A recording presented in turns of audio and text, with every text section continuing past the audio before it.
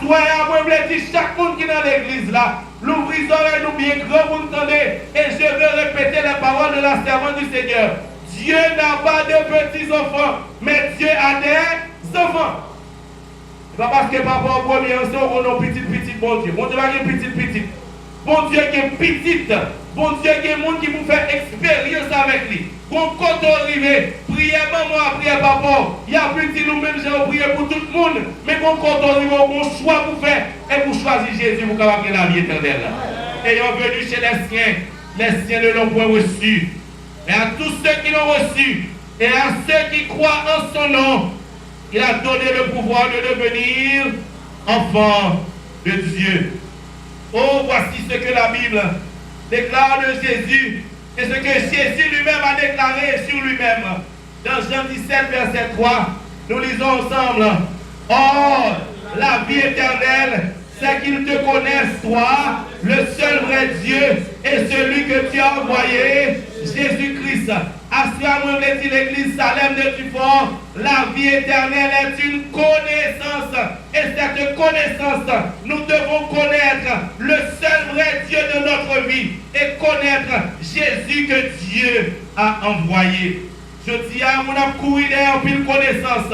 Oui, nous sommes capables toujours de pile connaissance. Mais la connaissance des connaissances, la connaissance ultime, la connaissance suprême se résume dans la vie éternelle que nous devons saisir. Reconnaître l'éternel comme le seul vrai Dieu. Comme il est dit dans Deutéronome 4, verset 6. Écoute Israël, l'éternel, votre Dieu, est le seul éternel. Je dis à sous besoin de la vie éternelle, c'est pour faire mon Dieu tourner seul mon Dieu.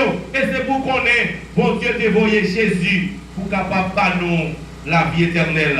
La vie éternelle est une connaissance.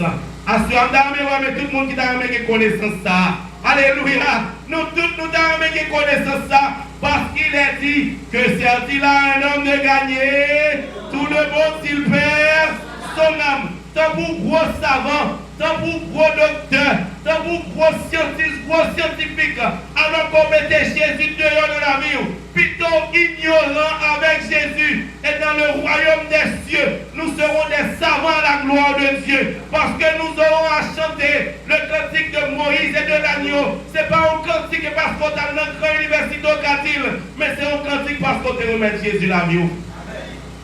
Alors, que le monde a couru des connaissances. Il n'a pas dû confier la vie dans ce vrai homme. Cet homme qui est un homme historique. Si je dis à mon table, pas parler de Jésus comme le dit mes fils, comme le sauveur de l'humanité, ou capable d'aller dans l'histoire. Dans l'histoire, capable, ouais. En ce temps, paru un édit de César Auguste. Du temps de César Auguste qui était empereur, il y a un décret qui sortit. Décret ça a donné un recensement sur toute la terre. Joseph montait de la Galilée, de la ville de Nazareth, pour se rendre en Judée, dans la ville de David appelée Bethléem. Pendant qu'ils étaient là, le temps où Marie devait accoucher arriva. Elle enfanta son fils, premier-né, et l'on dit au berger, aujourd'hui dans la ville de David, il vous est né un Sauveur qui est le Christ, le Seigneur. Et ce Sauveur est un Sauveur incomparable. Jésus ne sauve pas comme les autres sauveurs. Oh, des salines te courent pour te battre nos libertés. Il te fait pays à tourner en terre libre. Mais une fois que nous confions la vie nous à Jésus, nous n'avons pas de liberté seulement sous terre ça, mais nous avons de liberté non seulement pour nous, mais nous serons libres éternellement à la gloire de Dieu. Oh, les grands hommes ont passé, ont fait de grandes émotions. Aujourd'hui, nous parlons de l'ampoule électrique de Thomas Edison. Même si un pile monde capable de dire, il y a un pile monde qui était parlé de l'ampoule électrique avant Thomas Edison, mais c'est lui-même qui représentait un brevet scientifique. Et après de plus de 1000 essais, l'arrivée capable de faire nous connaître l'ampoule électrique. Tous sont électriques qui dit, tout ce qui mérite d'être fait mérite d'être bien fait. Les nouvelles commencent, pas qu'à faire. Essayez, comme disait Nicolas Boileau, faites voir sur le métier, remettez votre ouvrage, refaites. jusqu'à ce qu'on soit capable de faire bien. Alors que à soir, nous réalisons que la vie de Jésus, il était prédit longtemps à l'avance. Les hommes scientifiques, les grands hommes de cette terre, ils ont arrivé nous voyons. La vie n'a pas prédit, mais la vie de Jésus a été prédite longtemps à l'avance. Et le prophète Ésaïe, dans Ésaïe 7, verset 14, nous lisons, c'est pourquoi le Seigneur lui-même vous donnera un signe, et voici, la jeune fille deviendra enceinte, et elle enfantera un fils, et elle lui donnera le nom d'Emmanuel. La jeune fille sera enceinte, elle enfantera un fils, et on lui donnera le nom d'Emmanuel. Alors que le prophète Ésaïe qui a vécu des centaines d'années avant la naissance de Jésus, c'est qu'il a parlé cause de ça, et on considère le prophète Ésaïe comme le plus grand prophète messianique, comme monde qui peut bien détailler la mission de Jésus. Et le livre d'Ésaïe est considéré comme un petit livre avec ses 66 chapitres. On l'appelle un livre, une Bible en miniature, parce que même Jean, la Bible divisée en deux parties, 39 livres dans l'Ancien Testament, 27 livres dans le Nouveau Testament.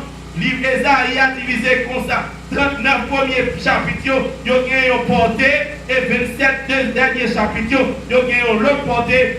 Somme toute, comme nous avons lu dans Jean 5, verset 39, vous sondez les Écritures parce que vous pensez avoir en elles la vie éternelle, et ce sont elles qui rendent témoignage de moi. Les Écritures des prophètes ont rendu témoignage de Jésus. Les livres historiques ont rendu témoignage pour Jésus. Le Pentateuque ont rendu témoignage pour Jésus. Les livres poétiques, les évangiles, les épîtres, les livres de Jean, l'Apocalypse, ils ont rendu témoignage de Jésus.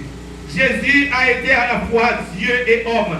C'est ça que fait nous te situer dans l'histoire. Nous te retracer dans l'histoire du temps de l'empereur Auguste César, et quand il y a un grand recensement dans tout le territoire côté Rome n'a dominé, et nous te classé. Alors que dans Ésaïe 9, verset 5, nous continuons.